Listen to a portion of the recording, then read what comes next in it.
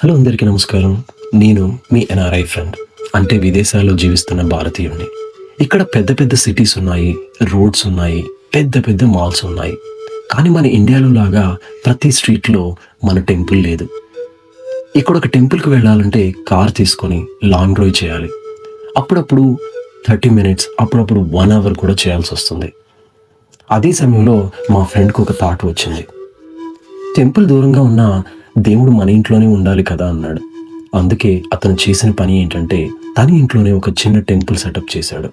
ప్రతి మార్నింగ్ దీపాలు వెలిగిస్తాడు, అగరబత్తి వెలిగిస్తాడు. ఆ వాసన వస్తే అతనికి ఇండియా గుర్తుకొస్తుంది.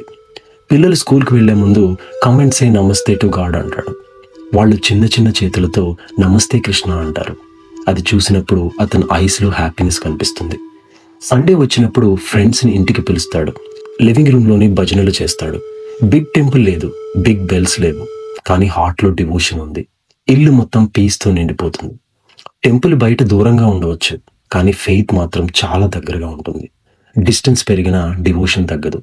నా ఫ్రెండ్ అంటాడు, నా ఇల్లే నా టెంపుల్, ఇదే నా ఇండియా, ఇదే నా కల్చర్ అని.